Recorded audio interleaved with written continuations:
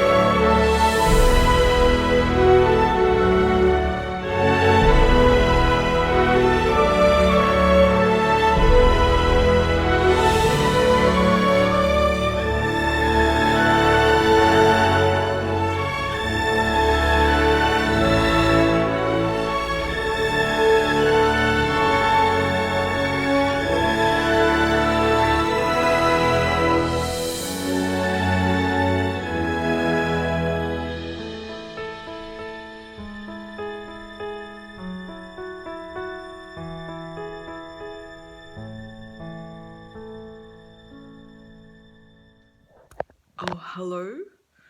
So, this is day 3 of the state of emergency in Portugal, Lisbon, where I am now doing it alone, like so many of you no doubt are. So, it's around noon and the numbers for today just came in. So, it's 100, I wish. It's 1,280 cases confirmed and 12 deaths. So that's 6 more deaths than yesterday. So yeah, that's pretty bad. But yeah, we're all in the same situation, aren't we? So yesterday I didn't go out. I kept busy with, well, just the usual things, so reading and keeping up with the news and walking in place. The number of people who've died from coronavirus in Italy has now overtaken the figure in China. In the past 24 hours, the Italy death toll has jumped by more than 400 deaths, taking it to just over 3,000. I didn't go out. I was going to, but then I ran out of time. That sounds a bit silly, but that's what happened, because I started editing the day one video. And the editing took me quite a while, because it turned out that the video was over 30 minutes long. Because I'm new to the whole thing, I'm editing my videos on iMovie, and I had tinkered with iMovie before, but really I'm learning as I go, and obviously it takes me a long time. I could be watching videos on how to edit videos on iMovie, but which I have done in the past. But the thing is, I just think that learning through doing is the way to go, because if I started looking at tutorials on YouTube about how to edit videos and how to video and all this, I can imagine that I probably wouldn't actually even have time to do the videos, let alone editing them. And so, yeah, I'm just sort of doing that quite purposefully, so that I actually do it instead of just thinking about, oh, maybe I should be recording my thoughts and feelings for posterity. Hi friends, welcome to my channel. I'm Isabel. I hope you're enjoying this series of videos I filmed in Lisbon. I am now back in Australia, as you can probably guess. Yes, I made it back home, but not without lots of adventures along the way, including my 2 weeks in hotel quarantine in Melbourne after I got back to Australia, which I also filmed.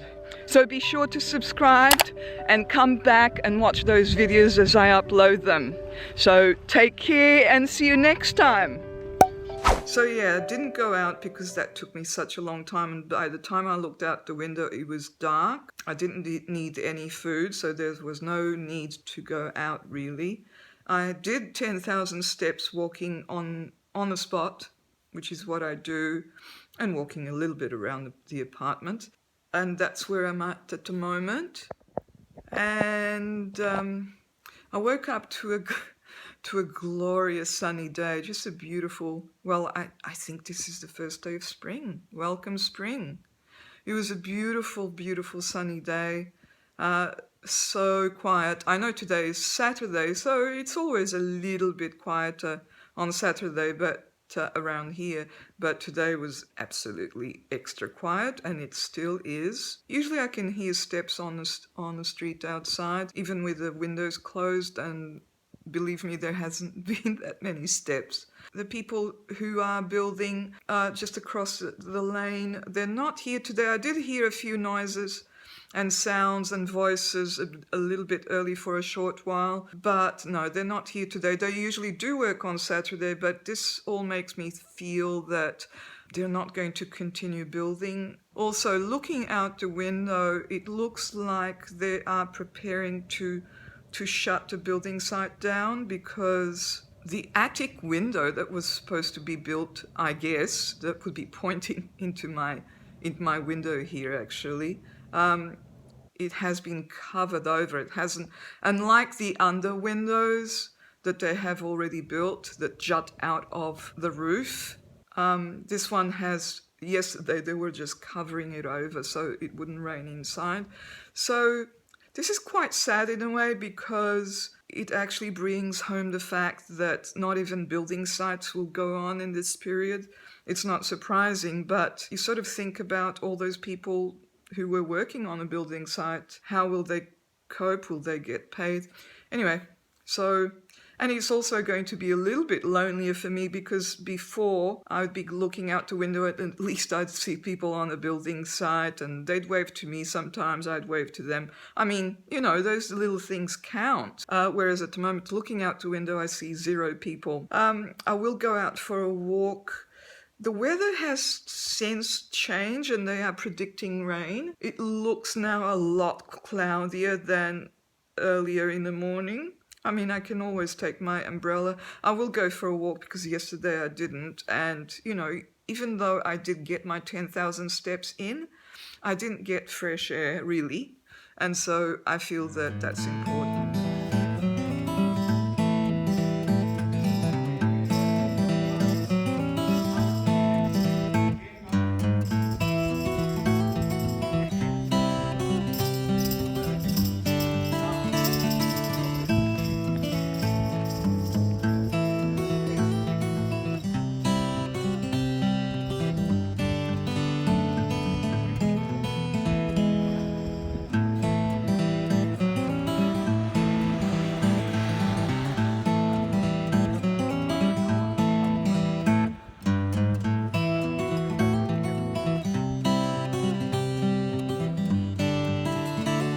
Oh yeah, I was reading about last night. I've been promising myself not when I read, the last things I read in the night, not to be news items and not to watch TV, just so that I don't go to sleep with those images and in my head. Yeah, you know what I mean. I was reading a Malcolm Gladwell article on the pandemic of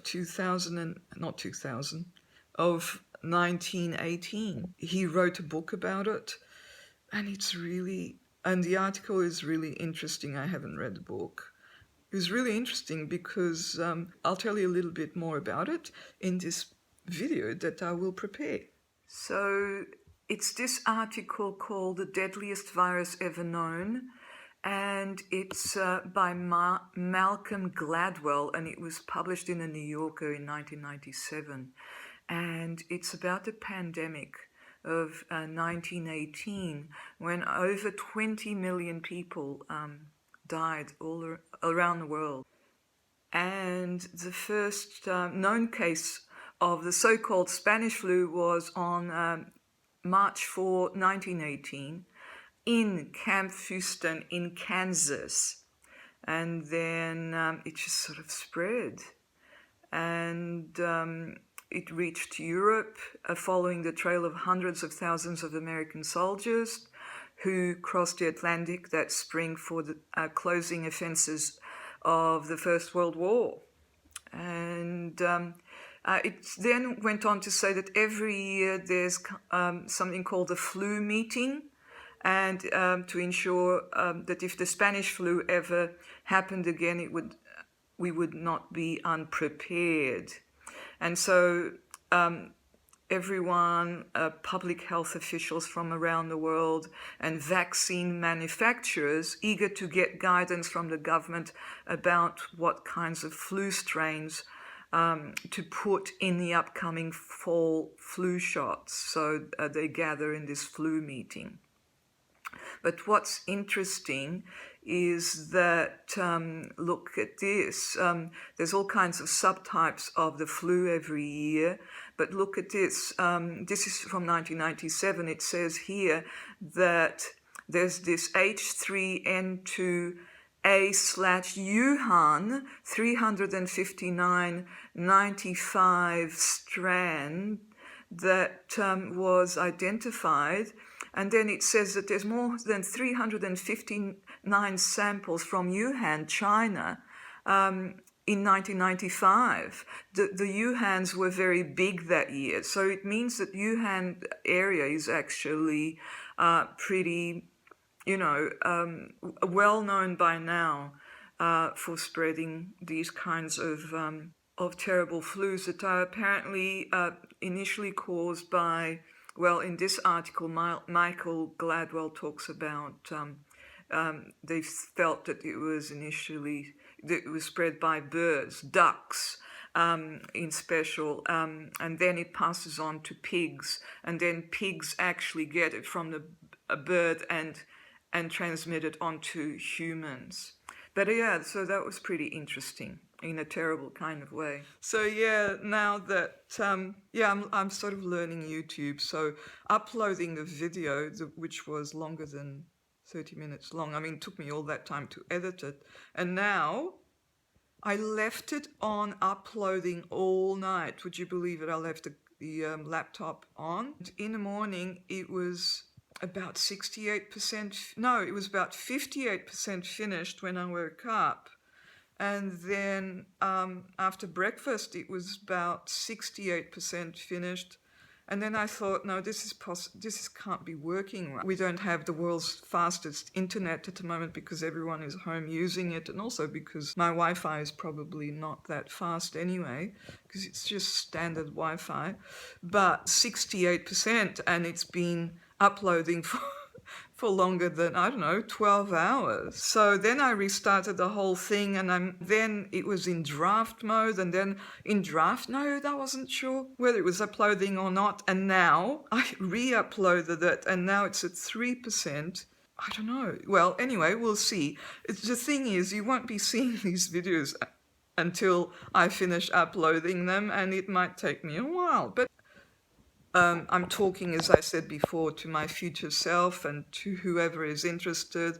It's kind of therapeutic, and it's good to know that there will be people looking at this video. I mean, I'm pretty sure there will be, even if it's just me when I'm editing it. So yeah, last night I was talking to my people back in Australia. My oldest daughter, she's got a cold and a cough, and so she's got nasal congestion, and her cough is kind of a wet cough, not a dry cough. But I still told her that even though those are not typical symptoms of the virus, typically you'd have a dry cough and not necessarily nasal congestion. You don't know. And so for her to keep her hands washed, because at home there'll be my youngest daughter and my husband, and it just wouldn't be good if they got it. Especially my husband, he is very keen on keeping his work going, his business, which is obviously under pressure at the moment. It would be just pretty bad if he got the virus, because he would obviously have to stay home completely and quarantine. At the moment, I'm pretty sure, he's still going to the office. Australia soon enough will probably declare state of emergency like here to tell people to stay home. And I'm pretty sure he'll go to the office anyway. Whether his staff will, I don't know. And today and last night I was feeling a little bit, have I made the right decision? about not leaving on the day that I could have left, because I did postpone my flight out of Lisbon, an Emirates flight, and then subsequently, after I sort of postponed that flight because I didn't want to cope with the hordes that were leaving Europe through Dubai. I didn't want to risk being stuck with Dubai with cancelled flights onwards to Brisbane. I felt quite, I just thought I'll give it a little bit of time for things to settle down. I guess predictably, looking back, the government here shuttered down the borders, no international flights out of Lisbon outside Europe. So now here I am. I mean, I will get out, but it might just be a lot more difficult than just getting on the flight that I do still have a flight booked for the 1st of April, which is a flight from Dubai. I'm pretty sure they'll cancel that. That's still the state of emergency on that date. But yes, sometimes I look at my luggage that's under the bed. You can see behind my head there. Every time I look at that luggage, I am reminded of the trip I was about to take back. It wasn't a trip, it was my return trip, I guess. And, oh well, I didn't, and now I'm here. And yeah, I would be in self-isolation there, but I would be with my people.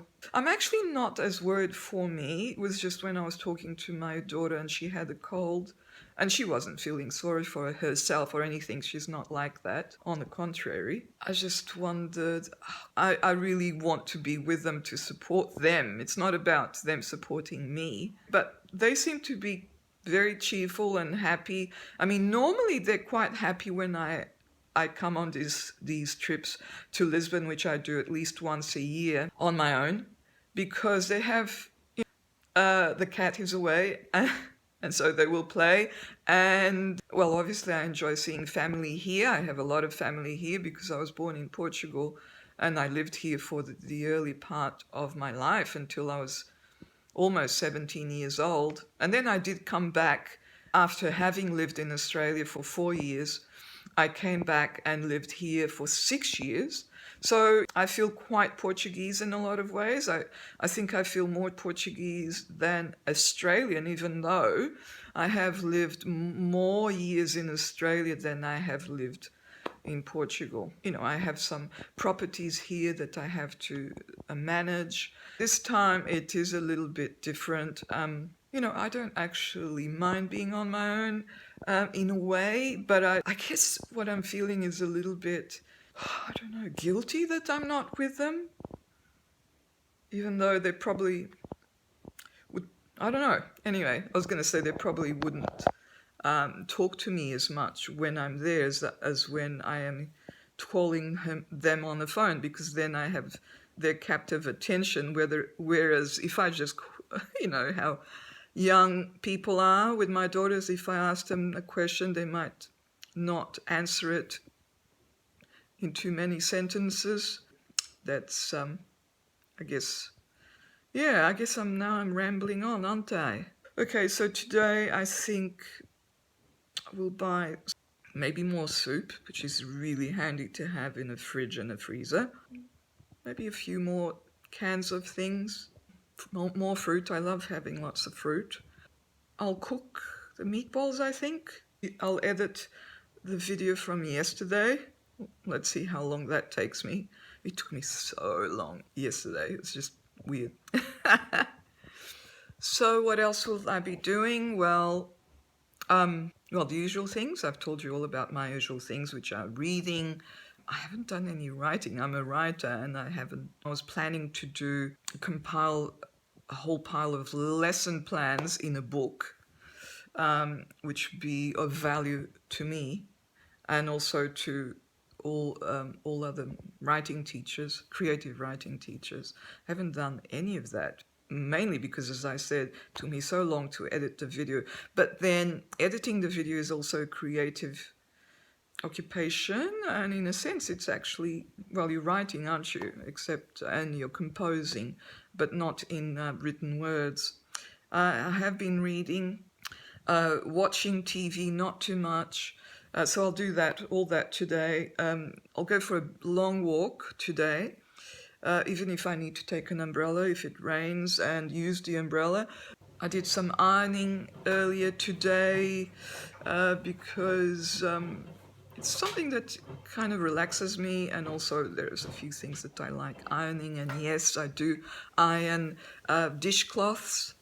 I've always done that. I guess it's a very Portuguese thing to do.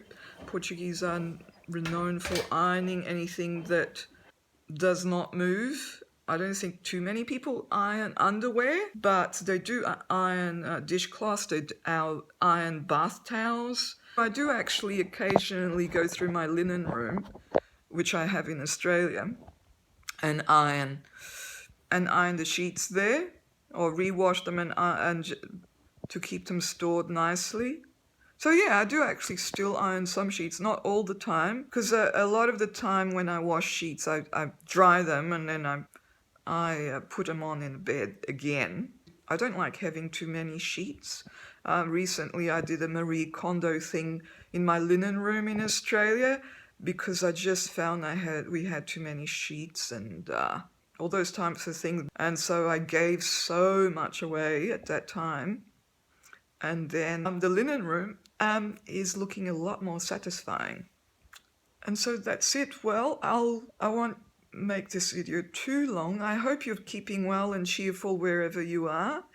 Very likely in the same situation I am in, which is sheltering in place, whether you are on your own or with family or roommates and friends. Stay cheerful, we'll get through this, and I'll see you tomorrow. Stay well.